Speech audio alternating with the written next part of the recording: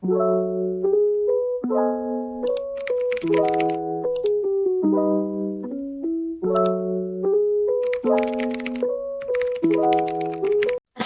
warahmatullahi wabarakatuh.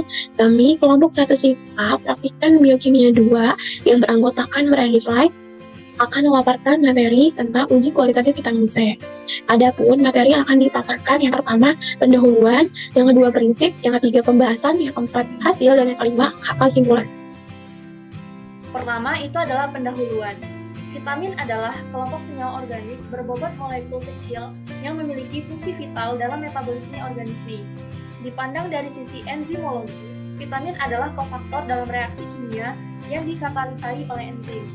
Berdasarkan kelarutannya, vitamin dibagi menjadi dua kelompok, yaitu vitamin yang larut dalam air, vitamin C dan semua golongan vitamin B, dan yang larut dalam lemak, vitamin A, D, E, dan K.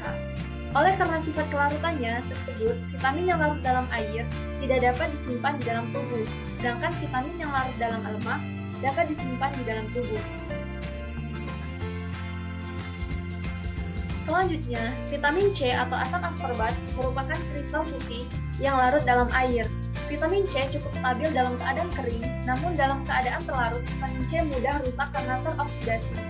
Oksidasi dipercepat karena adanya tembaga dan besi. Struktur asam askorbat vitamin C adalah turunan heksosa dan diklasifikasikan sebagai karbohidrat yang erat berkaitan dengan monosakarida, sehingga strukturnya sangat mirip glukosa pada sebagian besar, yaitu L-asam askorbat bentuk teraduksi dan L-asam dehidroaskorbat terjadi bila bersentuhan dengan tembaga, panas, dan alkali. Vitamin C pada suatu bahan makanan akan menurun kadarnya bila suhunya ditingkatkan. Analisis kualitatif vitamin C digunakan untuk mengetahui ada atau tidaknya vitamin C yang terkandung di dalam sampel tersebut. Adapun prinsip dasar pada metode ini menggunakan betadin sebagai indikator.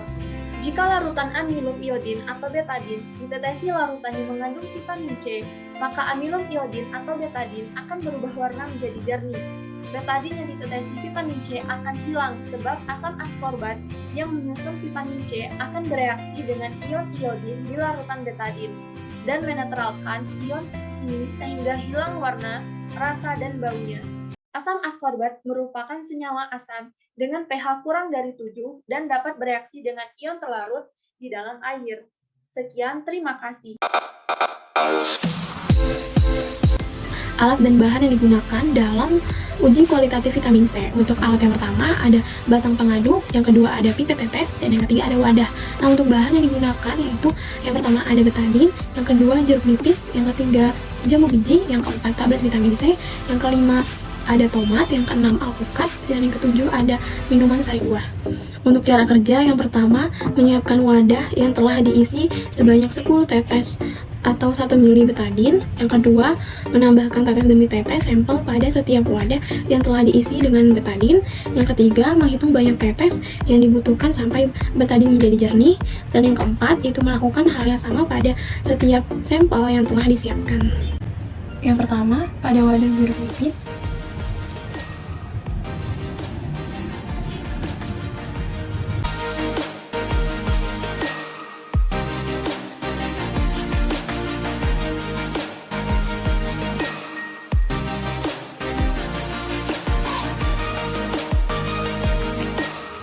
yang kedua pada sampel minuman sari buah,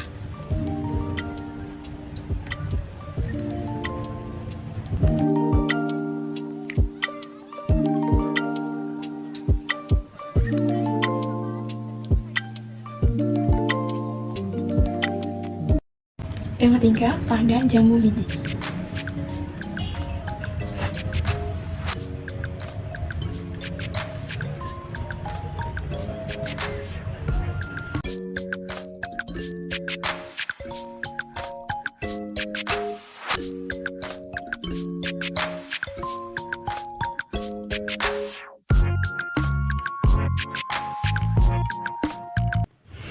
Jeruk nipis mengalami perubahan warna menjadi kuning sebanyak 44 tetes. Minuman sari buah terjadi perubahan warna menjadi warna oranye sebanyak 58 tetes. Pada jambu jambu biji terjadi perubahan warna menjadi merah muda sebanyak 87 tetes. Selanjutnya menggunakan sampel vitamin C tablet.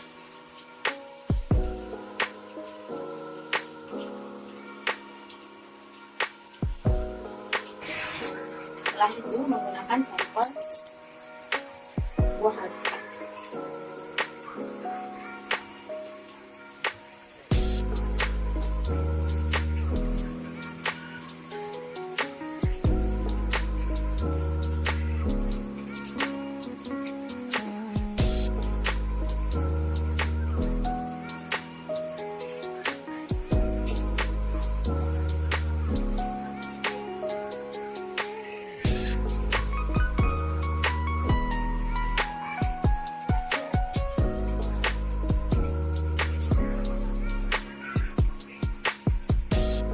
Setelah itu menggunakan sampel tomat.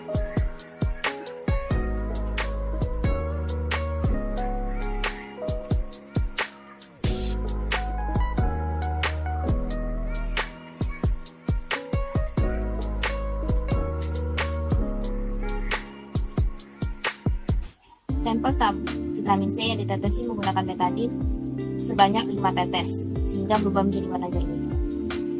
Sampel alpukat ditetesi sebanyak 35 tetes sehingga berubah menjadi warna seperti semula. Dan sampel tomat ditetesi sebanyak 45 tetes sehingga menjadi warna seperti semula. Jadi untuk hasil yang diperoleh dengan menggunakan rumus jumlah tetes betadin yaitu 10 dibagi dengan jumlah tetes sampel dan kemudian dikalikan 100%. Nah di sini untuk jeruk nipis yang pertama 10 dibagi 44 dikalikan 100% sama dengan 22,72%. Untuk jambu biji diperoleh 11,49%, untuk minuman sari buah 17,24%, untuk vitamin C tablet diperoleh 200%, pada tomat diperoleh 22,22%, dan pada alpukat diperoleh 28,57%. Jadi semakin sedikit jumlah tetesan betadin yang dibutuhkan, maka semakin besar kadar vitamin C yang terkandung pada sampel.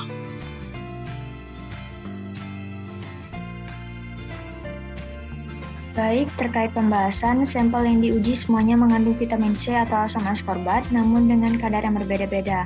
Di sini kita menggunakan 6 buah sampel yang diantaranya jeruk nipis, jambu biji, minuman sari buah, tablet vitamin C, tomat, dan juga alpukat. Untuk jeruk nipis memerlukan sebanyak 44 tetes untuk menghilangkan warna betadin, jambu biji sebanyak 87 tetes, minuman sari buah sebanyak 58 tetes, tablet vitamin C 5 tetes, tomat 45 tetes, dan alpukat 35 tetes. Untuk hasil dari percobaan bisa kita lihat pada slide.